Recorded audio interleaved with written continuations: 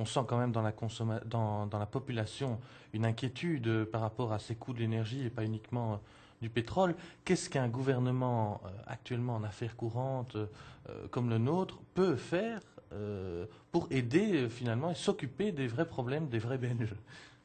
Écoutez, je crois qu'il doit faire deux choses. D'abord, il doit s'occuper des plus démunis, et donc il faut qu'il y ait un fonds social. Nous nous réjouissons que ce fonds social existe, qu'il est opérationnel, et qu'il permet d'aider les plus démunis à raison d'un maximum de 195 € pour un plein de maximum 1500 litres. La deuxième chose, et je crois que c'est encore plus important, c'est de réfléchir sur le structurel et le long terme, et c'est de mettre des mécanismes en place qui aident à réduire la consommation de façon permanente. Je crois qu'il ne faut pas uniquement essayer... Parler d'isolation... Et alors à ce moment-là, il faut investir dans l'isolation, dans le placement de vannes thermostatiques, dans l'information de tous les consommateurs que, par exemple, une chaudière moderne peut consommer jusqu'à 30% de moins qu'une chaudière de plus de 30 ans. Bon. Mais si je vous entends, il ne faut rien demander à l'industrie, en tout cas. Pas question de signer un chèque pour aider les consommateurs. Alors, d'abord, un chèque pour tous, c'est une ineptie économique. Il faut bien le dire. Ça veut dire que vous donnez l'impression à tout le monde qu'il peut continuer à vivre comme avant et qu'en tout cas, on va s'occuper de lui compenser l'écart de prix. Je crois que le prix a une valeur de signal. Quand vous avez de la fièvre, vous ne cassez pas le thermomètre. Ce que vous faites, c'est que vous prenez les médicaments qu'il faut, vous prenez les mesures qu'il faut pour essayer de récupérer. Mais ici, les mesures qu'il faut prendre, c'est isoler, augmenter, faire des économies d'énergie. Diminuer votre thermostat d'1 degré, ça vaut 7% de consommation. On entend parfois certains dire il suffit de baisser le profit potentiel des compagnies. Alors, il faut bien savoir une chose, c'est que les opérateurs pétroliers, les grandes sociétés que tout le monde connaît, qui opèrent en Belgique, bénéficient pour faire ce métier d'une marge qui est exprimée en valeur absolue et qui est donc fixe.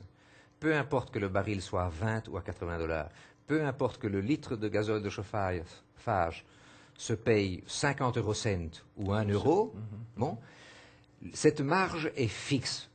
Elle est établie en valeur absolue. Et donc, ils ne font pas plus de bénéfices parce que le gazole de chauffage est passé à 70 € alors qu'il l'était à 35 il y a 4 ans. Est-ce qu'un autre type d'effort de la part du secteur est possible?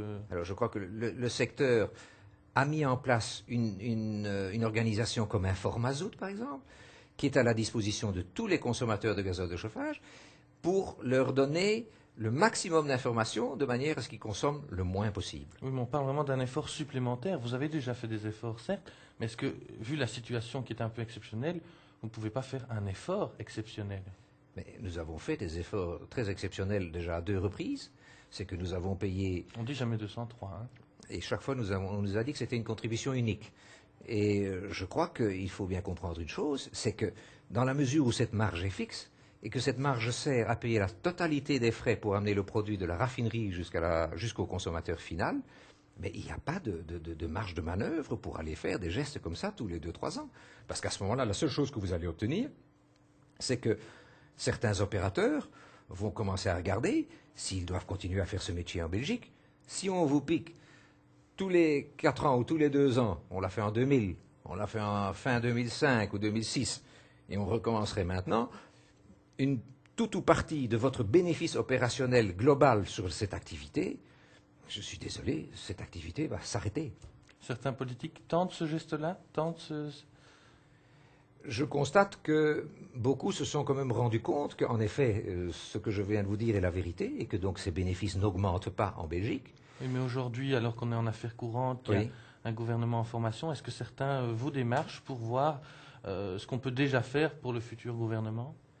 Écoutez, ce discours ou cet échange d'informations, nous le tenons depuis fin 2004 constamment, et nous avons toujours tenu le même argument, c'est de dire, écoutez, nos bénéfices ne nous le permettent pas. Si nous faisons plus de bénéfices en Belgique, éventuellement ailleurs que dans la distribution, par exemple, si les marges de raffinage s'améliorent, nous payerons plus d'impôts.